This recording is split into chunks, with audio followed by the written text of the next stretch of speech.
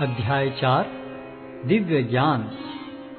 भगवान श्री कृष्ण ने कहा, मैंने इस अमर योग विद्या का उपदेश सूर्यदेव विवस्वान को दिया और विवस्वान ने मनुष्यों के पिता मनु को उपदेश दिया और मनु ने इसका उपदेश इक्ष्वाकु को दिया। आज मेरे द्वारा वही यह प्राचीन योग यानी परमेश्वर के साथ अपने संबंध का विज्ञान तुमसे कहा जा रहा है, क्योंकि तुम मेरे भक्त तथा मित्र हो। अतः तुम इस विज्ञान के दिव्य रहस्य को समझ सकते हो। इस प्रकार यह परम विज्ञान गुरु परंपरा द्वारा प्राप्त किया गया और राज ऋषियों ने इसी विधि से इसे समझा, किंतु कालक्रम में यह परंपरा छिन्न हो गई। अतः यह विज्ञान यथारूप में लुप्त हो गया लगता है।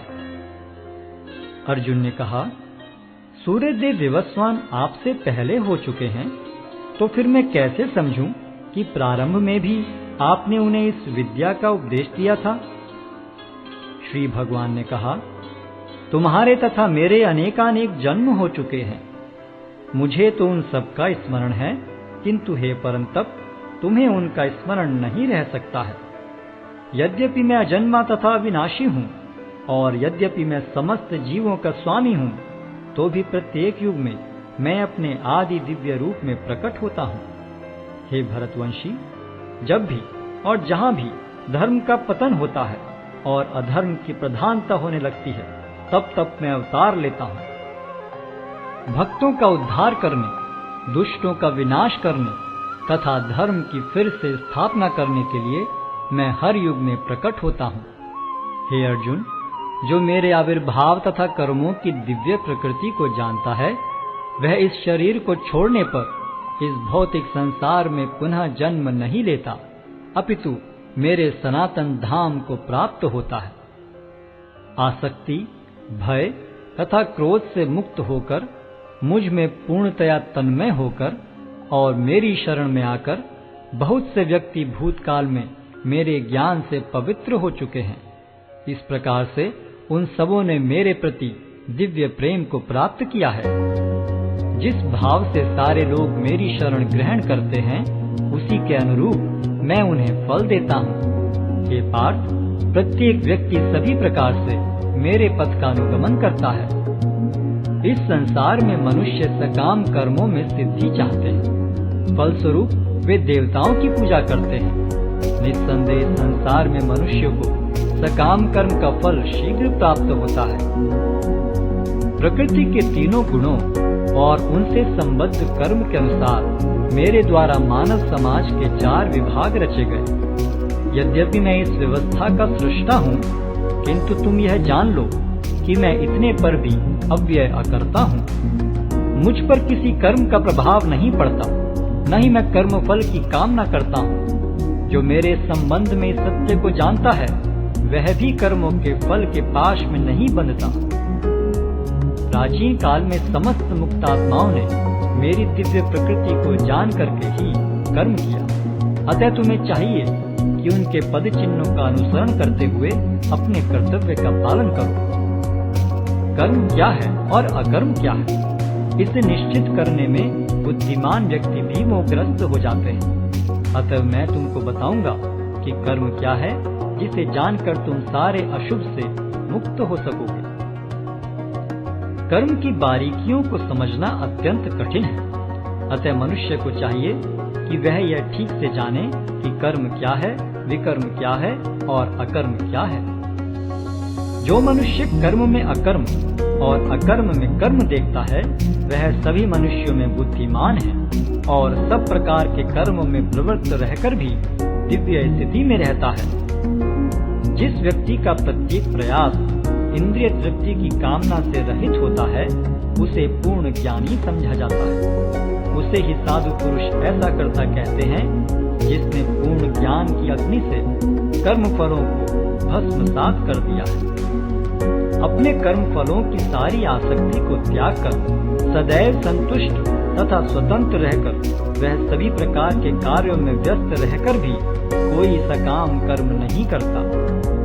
ऐसा ज्ञानी पुरुष पूर्ण रूप से संयमित मन तथा बुद्धि से कार्य करता है, अपनी संपत्ति के सारे स्वामित्व को त्याग देता है और केवल शरीर निर्वाह के लिए कर्म करता है। इस तरह कार्य करता हुआ वह पाप रूपी फलों से प्रभावित नहीं होता है।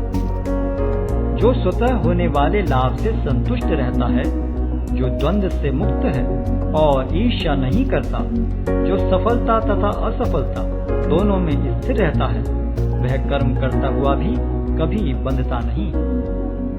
जो पुरुष प्रकृति के गुणों के प्रति अनासक्त है और जो दिव्य ज्ञान में पूर्णतया स्थित है, उसके सारे कर्म ब्रह्म में लीन हो जाते हैं। जो व्यक्ति कृष्ण भावनामृत में पूर्णतया लीन रहता है, उसे अपने आध्यात्मिक कर्मों के योगदान के कारण अवश्य ही भगवत धाम की प्राप्ति होती है, क्योंकि उसमें हवन आध्यात्मिक होता है और हवि भी आध्यात्मिक होती है। कुछ योगी विभिन्न प्रकार के यज्ञों द्वारा देवताओं की भली भांति पूजा करते हैं और कुछ परब्रह्म रूपी अग्नि में आहुति डालते हैं। इनमें से कुछ विशुद्ध ब्रह्मचारी श्रवणादि क्रियाओं तथा इंद्रियों को मन के नियंत्रण रूपी अग्नि में स्वाहा कर देते हैं, तो दूसरे लोग इंद्रिय विषयों को इंद्रियों की अग्नि में स्वाहा कर देते हैं। दूसरे जो मन तथा इंद्रियों को वश में करके आत्म साक्षात्कार करना चाहते हैं, संपूर्ण इंद्रियों तथा प्राण वायु के कार्यों को संयमित मन रूपी अग्नि में आहुति कर देते हैं।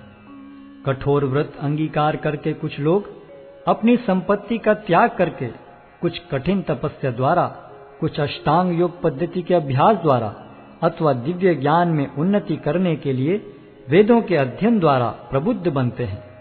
अन्य लोग भी हैं जो समाधि में रहने के लिए श्वास को रोके रहते हैं।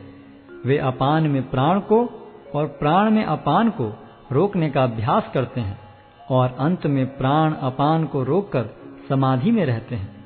अन्य योगी कम भोजन करके प्राण की प्राण में ही आहुति देते हैं। ये सभी यज्ञ करने वाले यज्ञों का अर्थ जानने के कारण पाप कर्मों से मुक्त हो जाते हैं और यज्ञों के फल रूपी अमृत को चखकर परम दिव्य आकाश की ओर बढ़ते जाते हैं। हे कुरुश्रेष्ठ, जब यज्ञ के बिना मनुष्य इस लोक में या तो इस जीवन में ही सुखपूर्वक नहीं रह सकता, तो फिर अगले जन्म में कैसे रह सकेगा। ये विभिन्न प्रकार के यज्ञ वेद सम्मत हैं और ये सभी विभिन्न प्रकार के कर्मों से उत्पन्न हैं। इन्हें इस रूप में जानने पर तुम मुक्त हो जाओगे। हे परंतप, द्रव्य यज्ञ से ज्ञान यज्ञ श्रेष्ठ है। हे पार्थ, अंततो गत्वा सारे कर्म यज्ञों का अवसान दिव्य ज्ञान में होता है।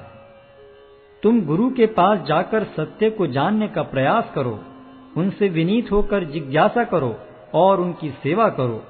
स्वरूप सिद्ध व्यक्ति तुम्हें ज्ञान प्रदान कर सकते हैं, क्योंकि उन्होंने सत्य का दर्शन किया है। स्वरूप सिद्ध व्यक्ति से वास्तविक ज्ञान प्राप्त कर चुकने पर तुम पुनः कभी ऐसे मोह को प्राप्त नहीं होगे, क्योंकि इस ज्ञान के द्वारा तुम देख सकोगे कि सभी जीव परमात्मा के अंश स्वरूप हैं, अर्थात वे सब मेरे हैं। यदि तुम्हें समस्त पापियों में भी सर्वाधिक पापी समझा जाए, तो भी तुम दिव्य ज्ञान रूपी नाव में स्थित होकर दुख सागर को पार करने में समर्थ होगे। जैसे प्रज्वलित अग्नि ईंधन को भस्म कर देती है, उसी तरह हे अर्जुन, ज्ञान रूपी अग्नि भौतिक कर्मों के समस्त फलों को जला डालती है। इस संसार में दिव्य ज्ञान के समान कुछ भी उदात्त तथा शुद्ध नहीं है। ऐसा ज्ञान समस्त योग का परिपक्व फल है। जो व्यक्ति भक्ति में सिद्ध हो जाता है, वह यथा समय अपने अंतर में इस ज्ञान का आस्वादन करता है। जो श्रद्धालु दिव्य ज्ञान में समर्पित हैं और जिसने इंद्रियों को वश में कर लिया है, वह इस ज्ञान को प्राप्त करने का अधिकारी है और इसे प्राप्त करते ही वह तुरंत आध्यात्मिक शांति को प्राप्त होता है। किंतु जो अज्ञानी तथा श्रद्धा विहीन व्यक्ति शास्त्रों में संदेह करते हैं, वे भगवत भावनामृत नहीं प्राप्त करते, अपितु नीचे गिर जाते हैं। संशयात्मा के लिए न तो इस लोक में न ही परलोक में कोई सुख है। जो व्यक्ति अपने कर्म फलों का परित्याग करते हुए भक्ति करता है और जिसके संशय दिव्य ज्ञान द्वारा विनष्ट हो चुके हैं, वही वास्तव में आत्मपरायण है। हे धनंजय, वह कर्मों के बंधन से नहीं बंधता। अतएव तुम्हारे हृदय में अज्ञान के कारण जो संशय उठे हैं, उन्हें ज्ञान रूपी शस्त्र से काट डालो।